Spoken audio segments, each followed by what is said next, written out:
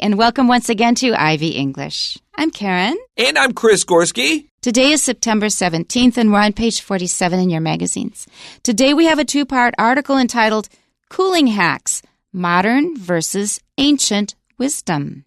So we need to look at our word hack here. So if you're computer literate, you know a hack is a special way to get into someone's computer, usually to do something illegal, but not always. That's a hack. But today in our context and the way most people use it really just means a tip. But if this article was cooling tips, nobody's paying attention. We need to have hacks in order for people to pay attention.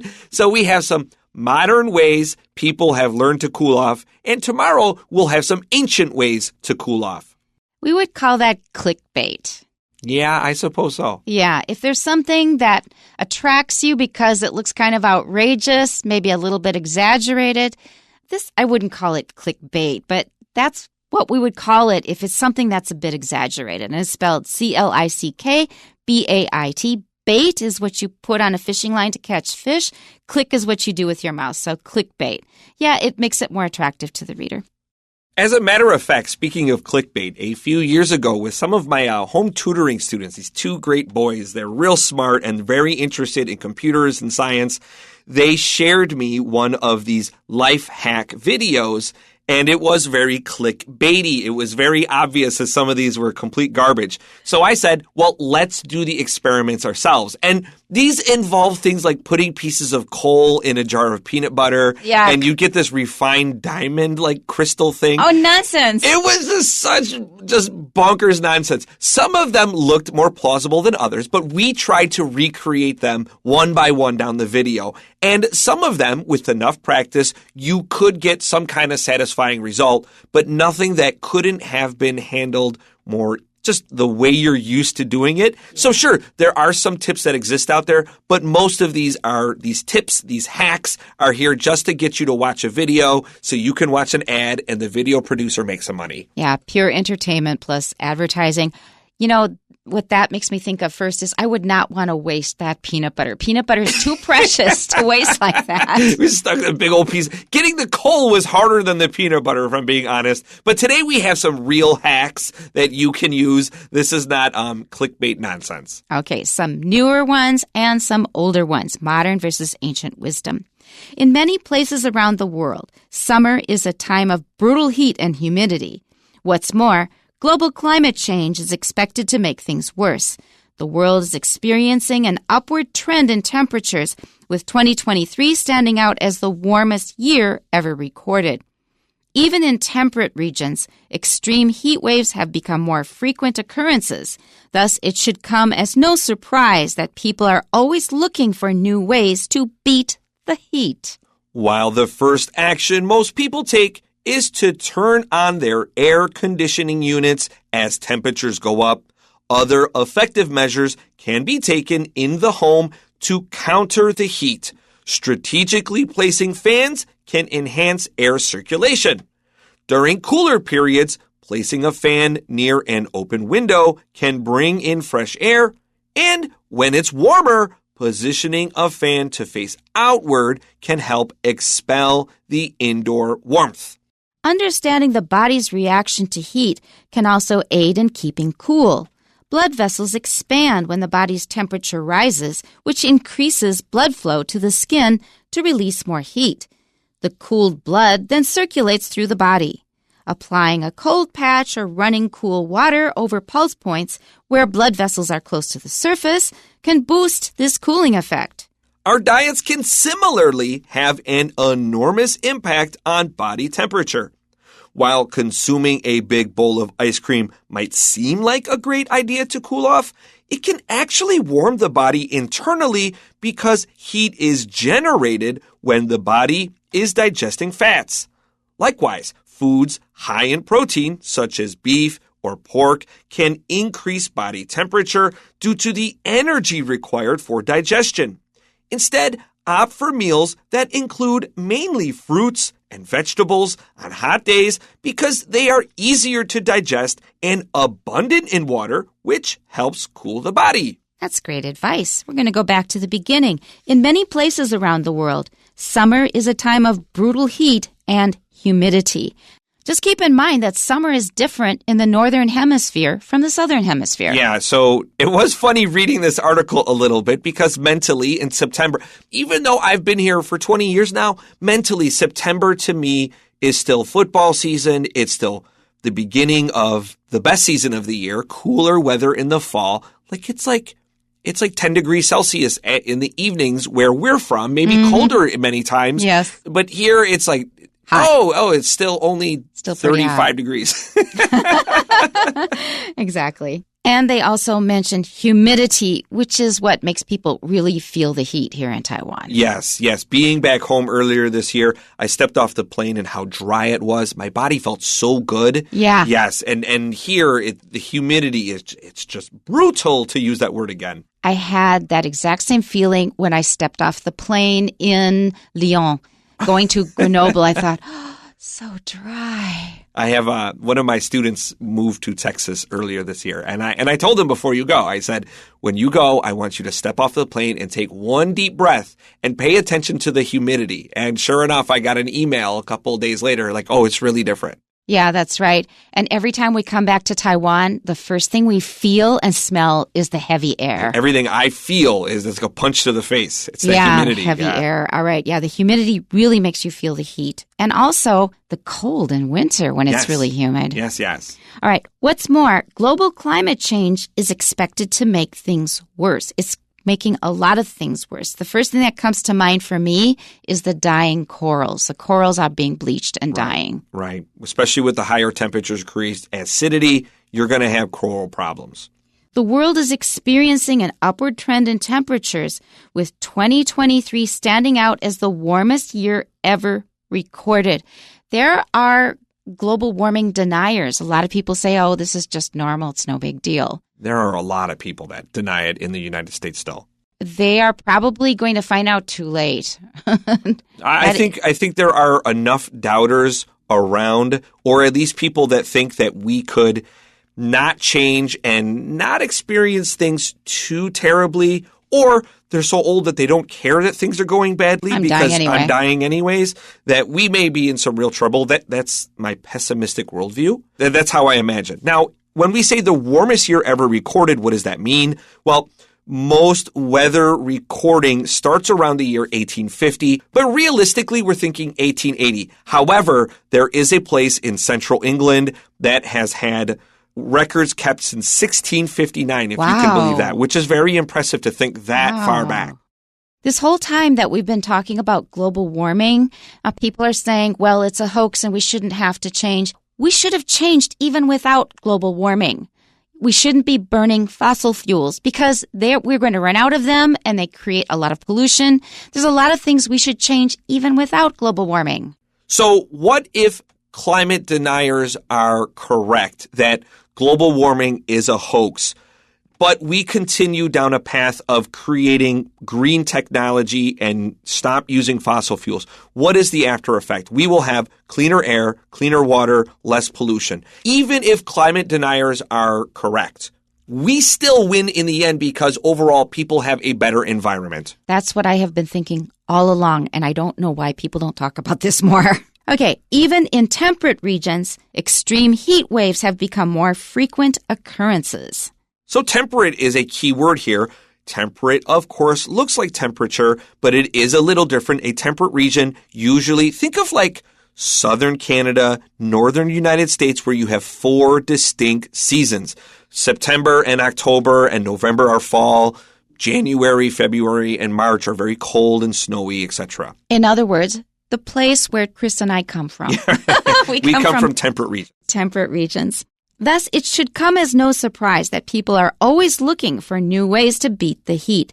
It should come as no surprise that it is a very good idiom, but don't overuse it. It can also be a cliche. And so, beat the heat is a really nice phrase because it rhymes, ways to cool off. Beat the heat is a phrase you will hear all the time if you watch TV. Or listen to the radio in the United States.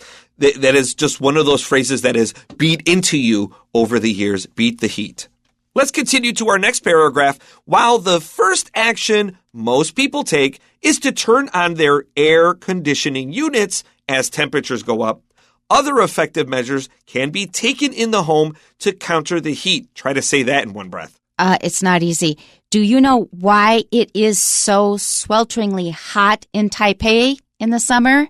It's not just because of the sun and the weather. It's because so many people have their air conditioning on, and that spews hot air out into the air you're breathing when you're out in the city. I can't say I don't understand it. I do, because Taipei is quite crowded. I live on a hilltop. I live in a mountain, and we have a lot of forests around us. So if we keep the window open and we bring in air with fans, as they're going to say in the article in a minute, I don't have an air conditioner, and it's fine. I sweat a bit, but it's tolerable. It's better than these blasted air conditioning units that are using so much energy. Do you know how your energy is produced in Taiwan? Do you like nuclear power? Do you like coal burning, putting pollution in the air?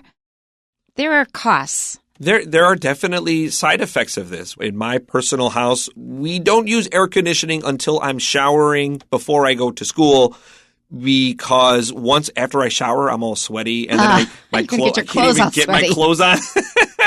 But during that window, we'll have our air conditioning on. Otherwise, my wife and we purchased a really strong fan that we blow right onto me, because I need much cooler temperatures than my wife does. She is a very traditional Taiwanese person in that she is much better with the heat than I am. I just don't like air conditioning. It feels artificial and it's not even, so you'll have like a blast of cold air. I had to move my seat in an auditorium yesterday. It was just so freezing. There are a lot of disadvantages to air conditioning.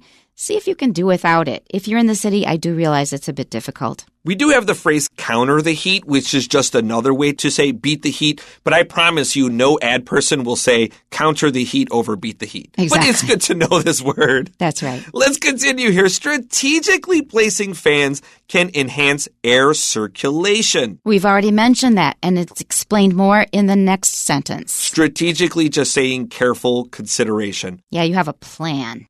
All right, let's look at our next sentence here.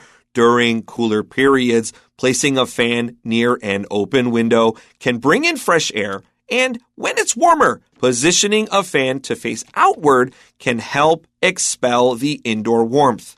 Okay, third paragraph. Understanding the body's reaction to heat can also aid in keeping cool. So if you understand what your body is doing to keep you cooler, you may be able to adjust your behavior in some ways to cool yourself down. And we've been talking about sweat. That is a key issue. Before we move on, Karen, here, I had a question for you. I was just thinking about it. When did air conditioners become standard for most people in Taiwan? I asked the Taiwanese this question, and nobody could give me a good answer. I get the feeling that you probably knew this because of how sensitive our bodies will be compared to an average Taiwanese person to the heat. We're much better in the cold, right? And Taiwanese are much more effective in the heat. But I imagine Karen probably was thinking more carefully about air conditioning than maybe, I don't know, just some other people. Well, I can say that I was not exchange student. I was a student here in the 70s living with a host family, and they already had air conditioning. That was the 70s, mid-70s. So it's been quite a while. Middle class. I still remember most of my elementary school students coming in sweaty wrecks from school because they didn't have air conditioning in their school. And I question every now and then, do your classrooms have air conditioning, so on and so forth? When do your teachers turn them on? And I have to say, at least the schools that I teach at, the children currently seem to almost always have air conditioning, at least to a certain amount. They're not coming into my classroom covered head to toe in sweat. They used to be sopping wet, with like totally soaked in sweat because of how hot it was. And I have not experienced that in a number of years now. Oh, actually, that was true. We're talking about schools. I was talking about a home. Well, that's what I mean Residence. there. So you probably have more experience with that. And I was just thinking about the classrooms in there, too. My kids have no historical context to it. And I think, no, you answered my question correctly. I was thinking about it in those two facets, school versus homes, etc. But they were careful about when they turned it on. Yeah. They waited until it was really hot because it uses up a lot of electricity. Sure. Okay, so next sentence. Blood vessels expand when the body's temperature rises, which increases blood flow to the skin to release more heat. Now, this doesn't tell the whole story yet, but it's kind of giving you the background. This is laying the foundation.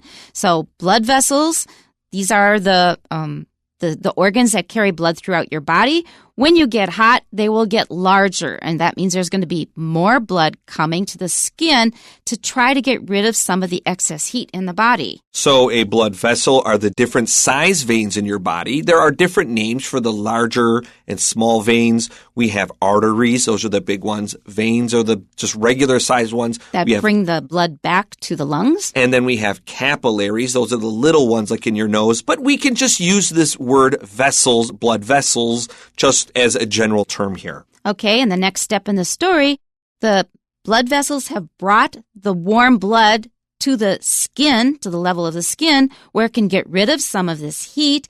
And so the blood is now cooler, and that cooler blood will circulate, will move around your whole body. Did you have any particular ways back when we were kids of staying cool? Because, like, for example, I asked my younger sister, I said, when did we get air conditioning? Do you remember?